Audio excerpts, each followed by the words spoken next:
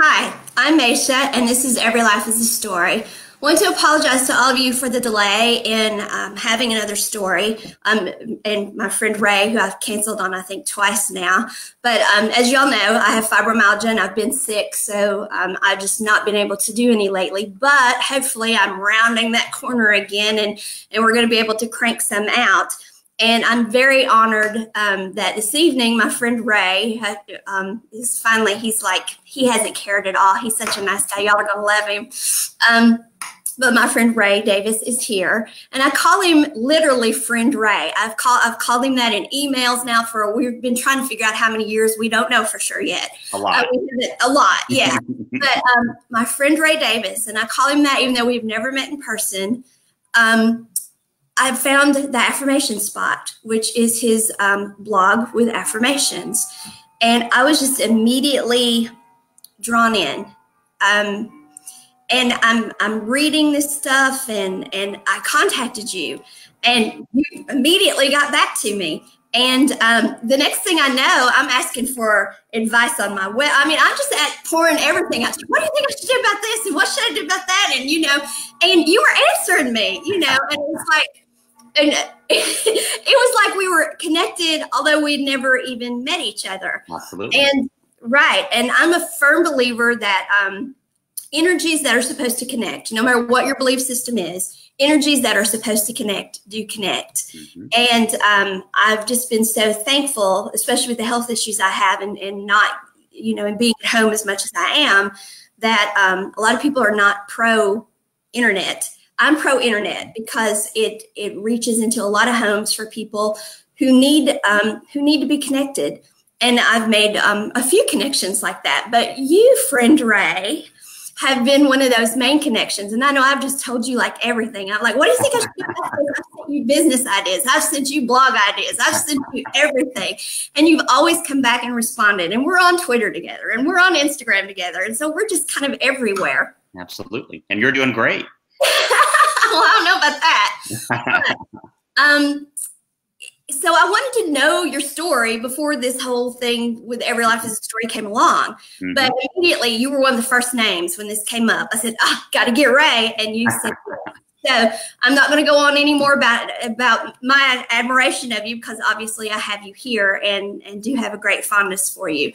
But what I want to do with our time is I just want to let you tell everybody Ray Davis' story, because I know it has got to be fascinating, because what I know about you is fascinating. So everyone, without further ado, author extraordinaire. Also, I love the first book, by the way. I can't wait for the second one.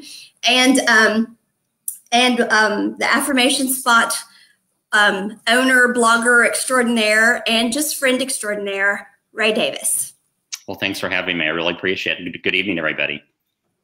The story of Ray Davis. Wow, that goes back a ways. I was born in the Kansas City area, lived there for the first 50 years of my life, and grew up in kind of I would guess, a middle-class family, like a lot of other people did. A lot of normalcy, I suppose. Not a lot of hiccups in my family life or the social life or that kind of thing. But when I was in my teens, I had a number of challenges that came into my life, and I really credit those for really everything that led me to who I am today.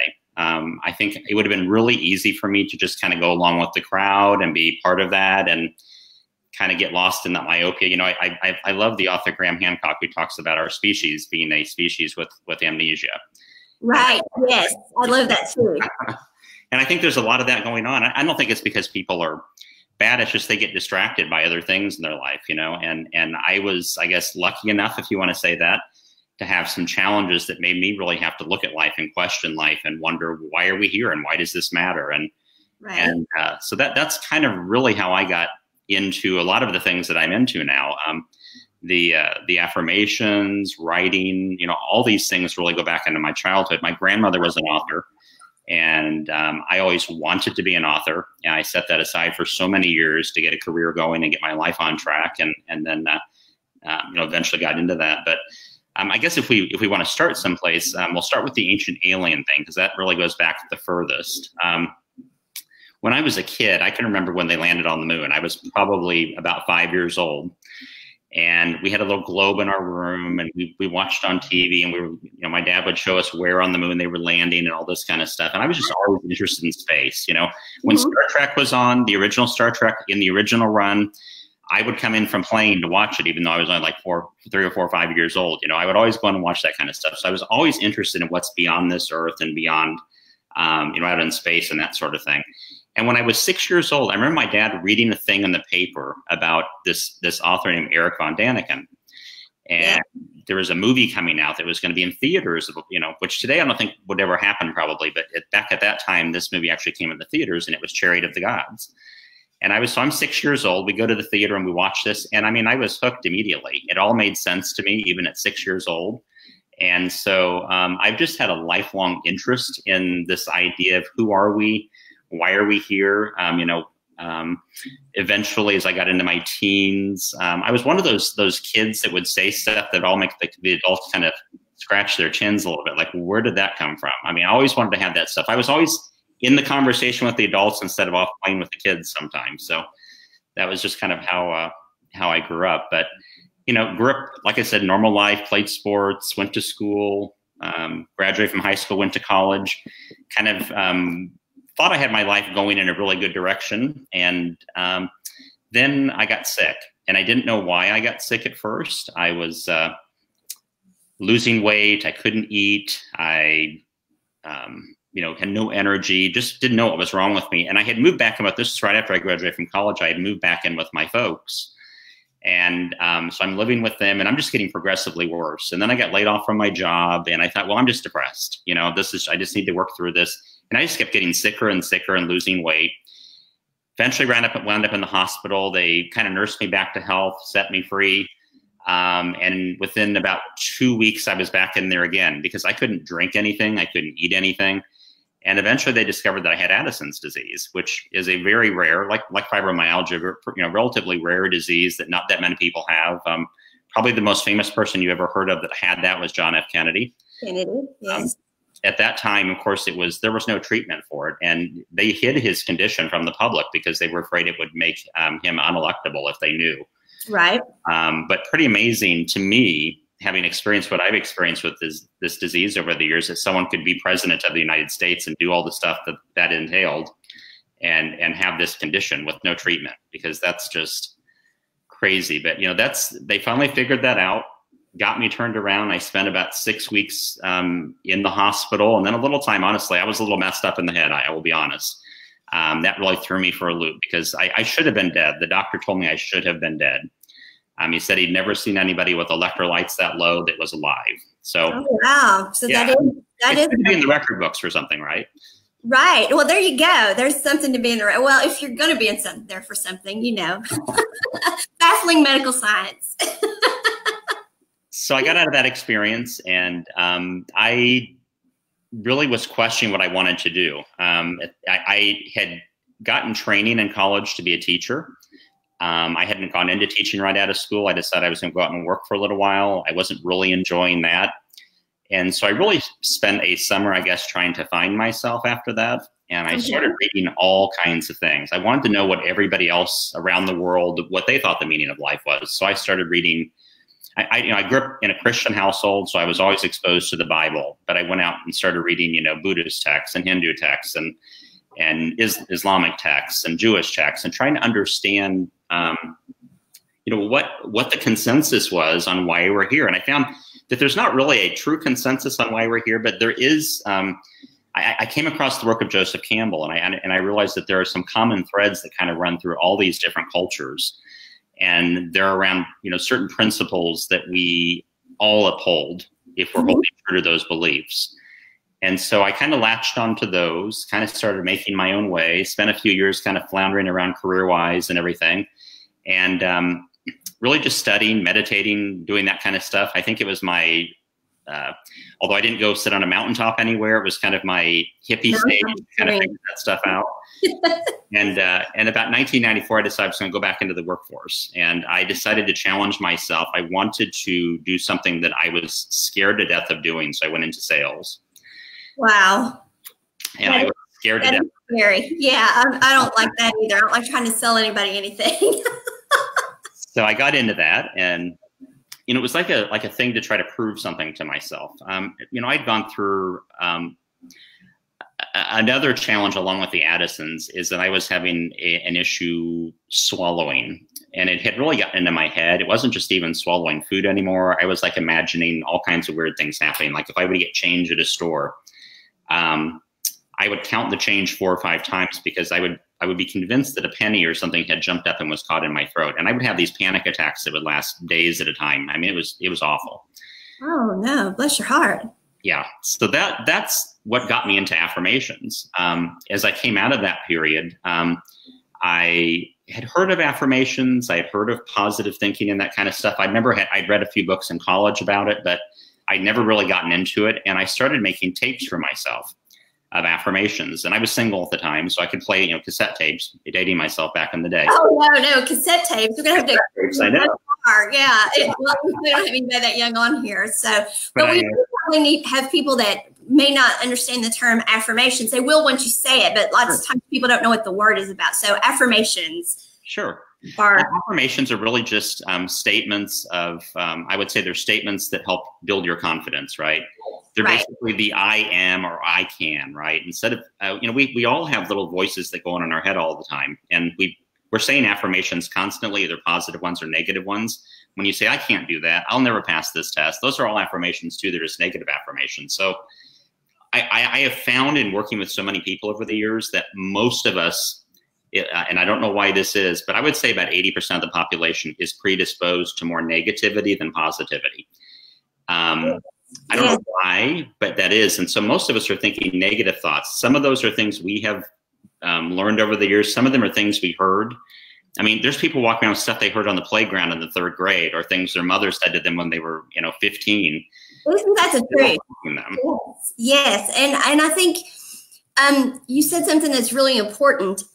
If we don't choose the positive affirmations to hear those or have those in our head, then there's going to be something there anyway. It's kind of like people who say, well, I'm just not going to make a choice. Well, you may not make a choice, but something's going to happen anyway. So a choice is going to be made. You made one by default, so you're giving up power when you do that. So if you don't choose what your thoughts are going to be, then you automatically default back to whatever you've heard, whether as a child or something. It plays in your head for some reason. It attaches to you. And so, and I'd really never, the word affirmation was relatively new to me. I'd never really thought about it in that term of meditation and, all kinds of things. But, and then I saw the affirmation spot and I'm like, affirmation, oh, I understand, it clicked. And then I started reading them. I'm like, oh, these are good. These are good. And so that's how you got to it, is you actually needed them yourself. I did. And to this day, I am not, people think, oh, you must be the most positive person. But my wife can tell you that I struggle some days. I have to use them myself to stay in that mode, because I'm not one of those people. I started to say that I think it's really about 80% of people that are in a negative mode. And they've done research, and they say that the average person thinks about 60,000 thoughts a day. And most people, about 80% of those thoughts are negative. And we've got to flip that script. And if you're think about that. If you're hearing negative, negative, negative all day in your head, it's really hard to go out and create a positive life for yourself. And then you magnify that outside yourself and realize that that's what's going on among 7 billion people on this planet. And then that kind of explains why the news is the way it is, right? Absolutely. And as I said earlier, for whatever reason, some people call it a God thing, which I do think there's a lot of truth to that. So I'm not saying not, but there is no doubt in my mind that there's positive energy and negative energy. And whatever you allow yourself to be surrounded with impacts your life. And so it's choosing to be around positive people versus negative people, but it's also choosing how you're going to behave yourself, because you can put yourself around all the positive people in the world, but if you're not going to let that in, if you still play the negative, or even sometimes we choose to be negative anyway, we've latched on to something that we're just, I have someone very close to me who will tell people, he'll talk about forgiveness, and he'll quote the Bible and say how, you've got to forgive to be forgiven, yada, yada, yada. And then he'll stop, because I'll be looking at him, and that tells you how close he is to me. And he'll say, I'm not there yet, but I'm telling you that's how it is. I just wondered because you were doing really well there, and he'll say, "Well, I'm not there yet, but I'm sharing it with them. That's where they need to be." So, well, that's all of us, right? We're not there yet. We're on a journey. We're not there yet, and I think that is important too. But yes, I think the energies we choose to be around are important, and I think that those energies can be, which I found to be absolutely true, is you can connect to energies via the internet. There are all kinds of ways that you can connect to people. And so I just think that is amazing. Your health is a reason. My health is a reason. We have so many commonalities. But okay, so go on with your story. Go on. Well, so I would listen to these tapes at night, and I would put them, you used to have the old 90-minute cassettes. And I would put them, I got a cassette player that would play, repeat. And so I would lay down at night and I would let these affirmations play. I would go on long walks and, on a Saturday, and I would let these affirmations play and just play and play and play until one day I had the kind of negative, I was at work and I had this really negative thought that I always had all the time in my head. And all of a sudden I heard the affirmation that I had been using that I'd been listening to at night pop up and respond to that kind of in my head, like a little battle, right? Say, no. Yeah. And it occurred to me that what it was like, it's like, I remember when I was in high school, there was people who were really into math who there's this one guy, I thought he was really weird. He made tapes at night of math problems. Yes. Listen to them. And it's, our subconscious is a really powerful thing. If you think about it, we've all had that experience where we listen to a song, but we haven't really listened to it. Or a commercial comes on, we see it over and over again, but we haven't really been paying attention. All of a sudden we realize we know the words to it, or we know how the commercial goes or something like that. Because our subconscious has been taking this in, whether we were doing it consciously or not. And that's kind of what happens in our environment. I always like to say that, our minds are vacuums, and if someone's going to fill our minds with something, and it's either going to be us or it's going to be someone else. So it might as well be us. We need to keep the thoughts that we're thinking. So yeah, I listened to these cassettes. I started seeing a lot of results in my own life. My career kind of took off a little bit. It was a few years I started dating because I really had kind of gotten away from that during my hippie stage and meditating and all of that. And eventually met my wife, April, and we have been together 20 years now. And she was just a really good match for me because she had studied some of this stuff. She's not quite as into it as I am, maybe, but she understands it. So I'm not completely weird to her. But I started seeing, just how it was helping me. And I started thinking, wow, I mean, this could help other people too. I should be sharing this stuff because it's helping me so much. I should help other people. And in 2007, kind of what spurred this, it's kind of interesting. I think you may know, I don't know, we've talked about this too much, but our favorite place in the world is Hawaii. We go to Hawaii. Yes, I know. Yes. Every year.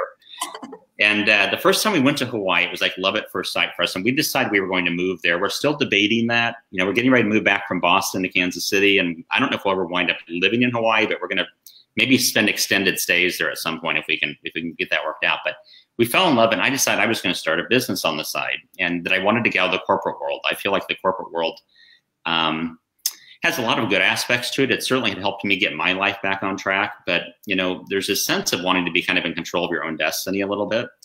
And so I've been slowly working at that over the last 10 years or so and trying to ease my way out of there. But I decided to start the Affirmation Spot. This was back in 2007. So I think, I'm trying to remember, I set the website up and I started recording MP3 affirmations. And the idea was I was going to have people download them and listen to them, because that's how I did it. I'm a big believer. Some people remember the old Stuart Smalley thing on Saturday Night Live, right? I'm good enough, I'm smart enough, and gosh darn it, people like me.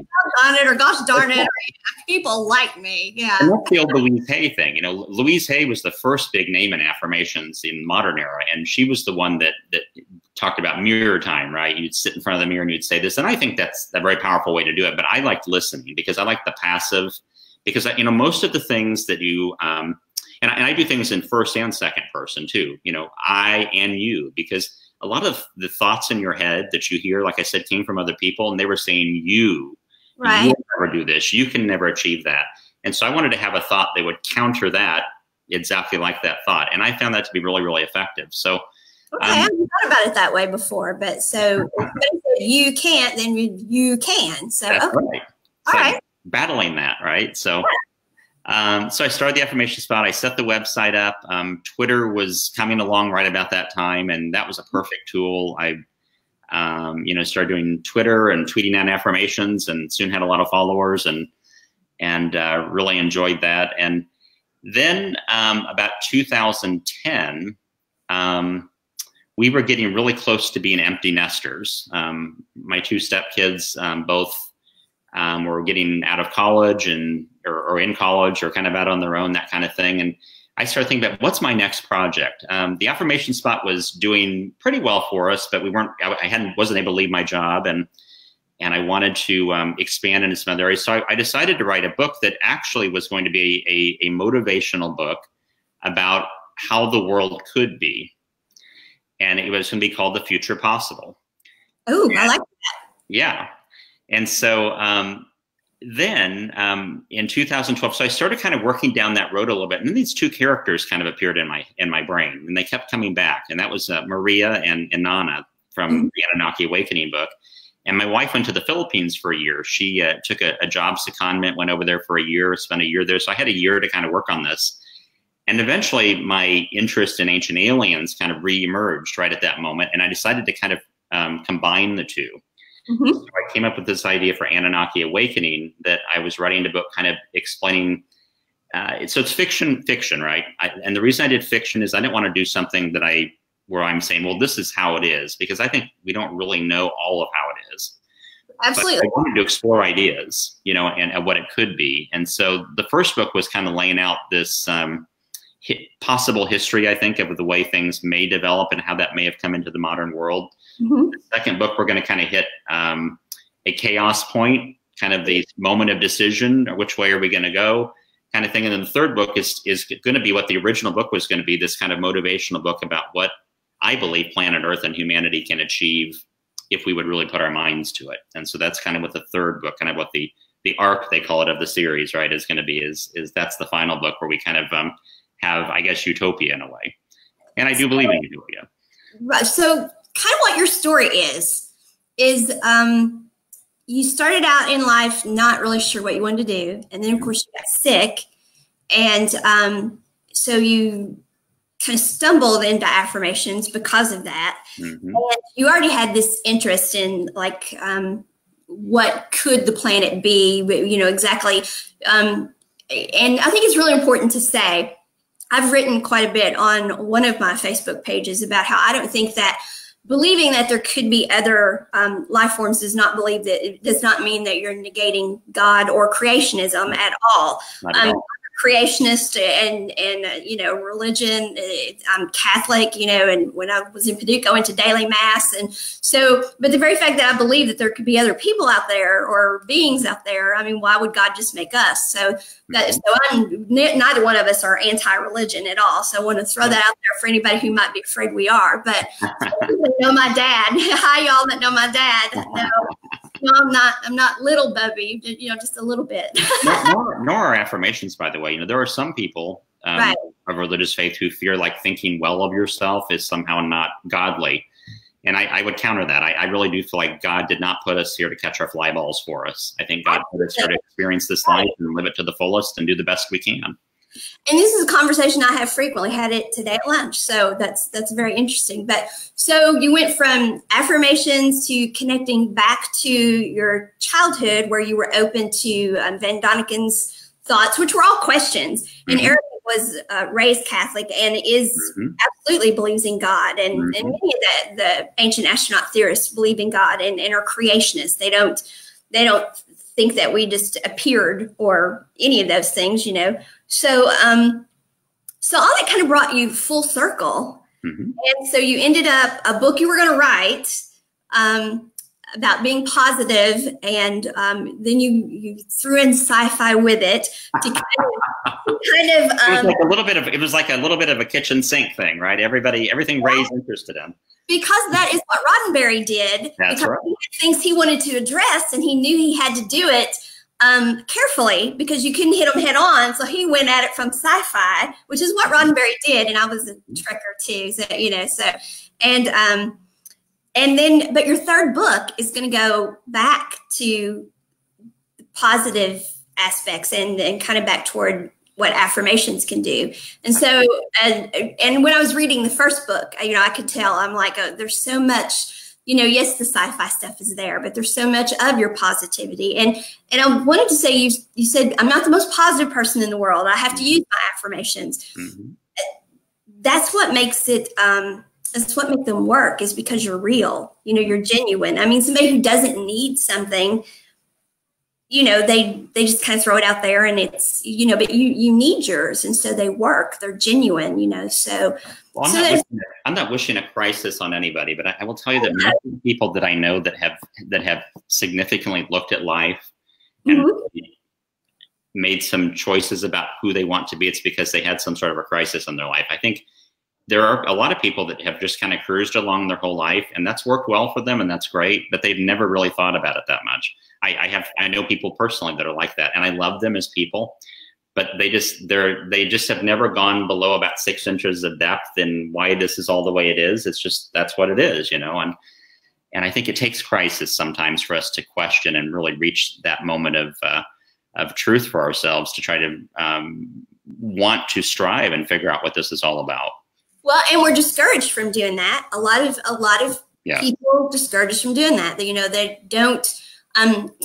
Paradigm shift was a really popular phrase years ago, and I like that you use it, because I still think it should be a great popular phrase. A lot of people don't want you to think about things in a different way, because if you do that, well, then you're challenging basic core belief systems and that sort of thing. And no, not necessarily. Just because you think about something a little differently. I mean, talk about a paradigm shift, talk about somebody that challenged belief systems. I mean, look what Jesus did, Old Testament, New Testament. I mean, he was like, talking about somebody shook things up. So he was a thinker, somebody with a paradigm shift and all those. All the great teachers did. That's the whole point. I mean, he was a heretic. The people who founded this country were heretics.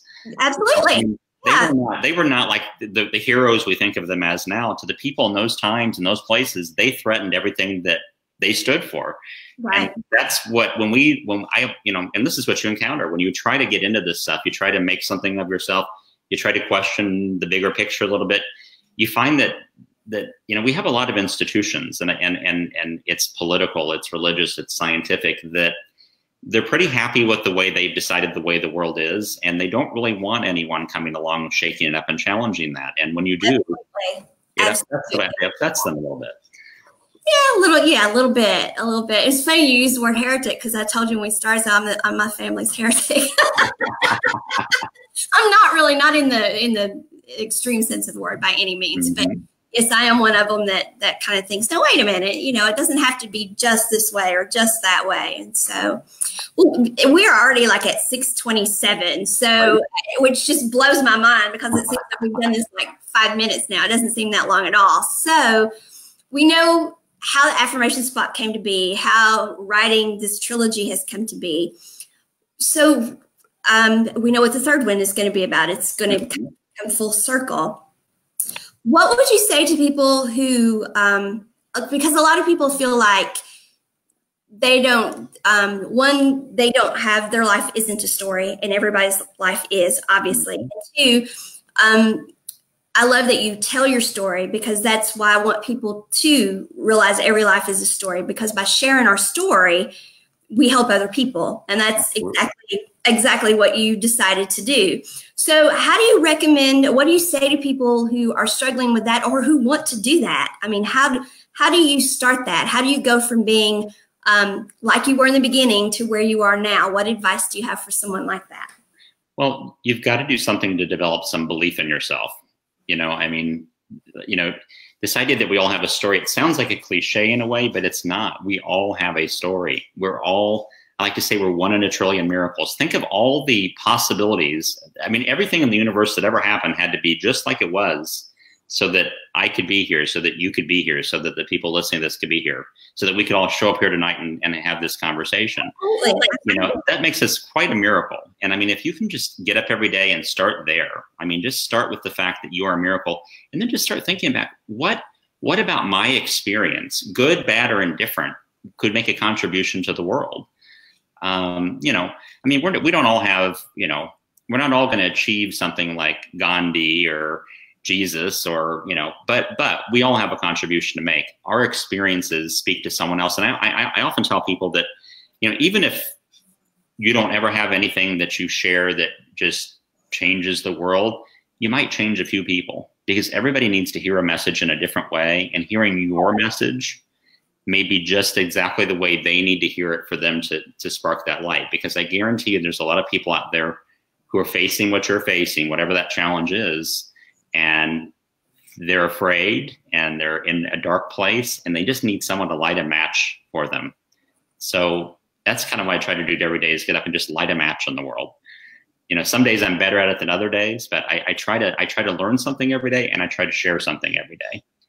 And so that's, really how I try to do it on a day-to-day basis. And I do think you have to take it day by day. There, if basketball fans in the audience or not, but I talked about, if a team gets behind by 20 points at halftime, there's no place you can stand on the court and make a 20-point shot and even that up in one shot. You got to play defense, and you got to go back and down the court. You got to score, and you come back and play defense again.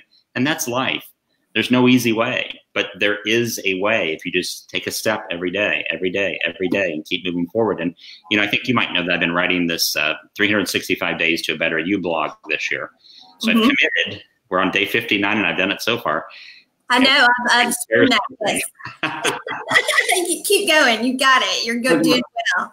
It's just something, every day. I mean, some days what I write might not resonate with everybody, but one day it does. And it's just like, you never know what it's going to be. You never know who you're going to change, who you're going to smile at. And it's just what they need at that moment. And if you just remember that, we all are these miracles. It's not just me. It's all of us. They do a thing in the East. There's the old bowing thing, right? We're all familiar with that. Mm-hmm. And what they are doing, at least in the Buddhist tradition, they talk about the fact that they are bowing to the Buddha and the other person, not because the person is a Buddha right now necessarily, but because they have a Buddha within them. And I believe we all have a Buddha within us. We all have a Jesus within us. And I'm not saying that we're God. I'm saying that we have that spark of God in us. Right. And that, we just have to let that shine. I know that sounds cliche too, but let it shine every day. No, I don't think it sounds cliche at all. I mean, by the definition, yes, but we should just throw that definition out, because the cliche has a negative connotation to it that it should not have, because it's not necessarily a bad thing. Absolutely. All right. Well, oh my gosh, we should have scheduled this for an hour, although we probably wouldn't have kept people if we had. But we can do it again. Yeah, we will. That's what we'll have to do. So, well, thank you, Ray. And you stick right there, because I'm going to let you tell everybody how to find you. But before we do that, I just want to say that I know I have a lot of people who follow me because of healthcare issues. And I firmly believe in affirmations helping there. And I share Ray's stuff all the time. I share him on Twitter, I share him on Facebook, and I'll say, friend Ray wrote this, or my friend Ray, or you never go wrong with Ray. And the affirmations do mention that again too, that you're doing daily. But so I do think that all of these things do fit together. So since we're almost out of time, tell everyone how to find you, and all your different places, because you're in a lot of places. I am in a lot of places. So the Affirmation Spot is the easiest place probably to find me online. You can go to my blog, which has an interesting URL. It's affirmationspot, all one word, .me. And I recently learned that when I bought that domain, I didn't realize this, but it's like this country over in Europe, a little tiny country. And so anyway, that's where I'm writing the 365 Days to a Better You. And I would really welcome you to read that every day. I just try to give you something positive each day to start your day off. And like I said, it might resonate some days, it might not. You can find me at Affirmation Spot on Twitter. I'm on there every day, all the time. Facebook / The Affirmation Spot. And I have two other platforms. One is the book, obviously, Anunnaki Awakening. That's available on Amazon. And then I have a partner, Dennis Nappy II, and I have a platform called Sixth Sense Media. And what we're doing there is we're trying to take some of these ideas that we talked about tonight about expanding and questioning things and looking for the meaning and seeking the truth. And that's what we're trying to do on that platform. So you can find us at sixthsensemedia.net. Wow. You're kind of like me. I'm everywhere. You're everywhere. And I'm going to say I got it from you. I just did what you did. I said, well, Ray's got another page. I got to have another page. Got to keep up, right? Thank you all for joining us on Every Life is a Story. We're going to have more stories coming up soon. And again, I apologize that it was a little bit of time between stories there. I'll try not to be so long next time. And we are going to have Friend Ray back. Do follow his affirmations. They really do help. I like Ray's. I like the way he does them. But and do that for yourself. Talk positive talk into your head. Self-positive talk. Do that. And that's what I'm telling you whenever I say every life is a story. We choose our story every day and write yourself a great one. So I know the day is almost over, but you can write yourself a great evening, a great night. And in the morning when you get up, I want you to write yourself a great day. So every life is a story. I'm Maisha, Friend Ray Davis, author, blogger extraordinaire, joining us tonight, and we'll have him back again soon. Thank you all. Bye. Okay, you and I are